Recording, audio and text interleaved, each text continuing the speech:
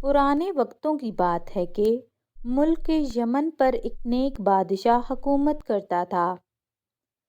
وہ اپنی رعایا کے ساتھ بہت نیک سلوک کرتا تھا۔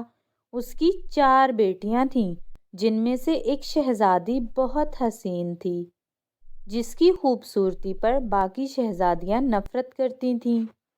اس شہزادی کا نام شہزادی سوہا تھا۔ ایک دفعہ ان کا باپ کسی کام کی غرض سے بیرون ملک گیا اور اس نے اپنی ساری بیٹیوں سے ان کی خواہشات پوچھیں۔ ان 3 بہنوں نے قیمتی زیورات لانے کو کہا۔ جب بادشاہ نے چوتھی بیٹی سے پوچھا کہ اگر تمہیں کسی چیز کی ضرورت ہو تو مجھے بتا دو، شہزادی سوہا نے کہا، مجھے ایک گلاب کا پھول چاہیے۔ ان کا باپ کوئی نہ کوئی بات بھول جاتا تھا، اس لیے صرف شہزادی سوہا کے لیے پھول لے آیا، باقی چیزیں وہ بھول چکا تھا۔ جب وہ گھر آیا تو شہزادیاں دروازے پر کھڑی اپنے باپ کا انتظار کر رہی تھیں۔ جب ان کا باپ آیا تو صرف ایک پھول کے علاوہ اس کے پاس کوئی چیز نہ تھی۔ شہزادیوں نے اپنے باپ کو برا بھلا کہہ کر باپ کی نافرمانی کی۔ شہزادی سوہا کمرے میں جا کر رونے لگی۔ اس کا باپ کمرے میں آیا، اس کا پھول اسے دے دیا۔ بادشاہ نے کہا، دنیا میں سب سے زیادہ قیمتی چیز والدین کی خدمت ہے۔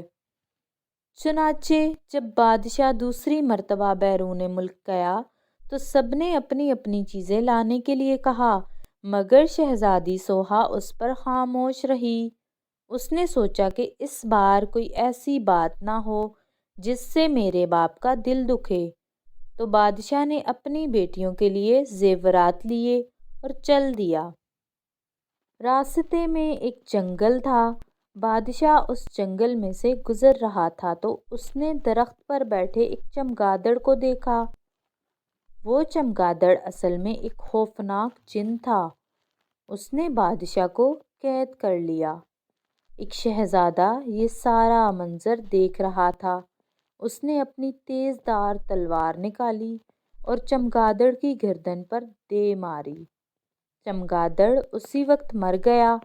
شہزادہ بادشاہ کو محل لے گیا اور ان کی بیٹیوں کو سارا قصہ سنا دیا۔ شہزادیاں اپنے باپ کے پاس آئیں اور اپنے باپ سے نافرمانی پر معافی مانگی۔ بادشاہ نے اس وقت اپنی ساری بیٹیوں میں سے سوہا پر فخر محسوس کیا اور اپنی ساری بیٹیوں کو گلے لگا لیا۔ سب ہنسی خوشی رہنے لگے۔ دیکھا بچوں، والدین کا ادب کرنے سے برکت ہوتی ہے۔ ہمیں بھی چاہیے کہ شہزادی سوہا کی طرح اپنے والدین کی خدمت کریں اور ایسی بات زبان پر نہ لائیں جس سے والدین کا دل دکھے۔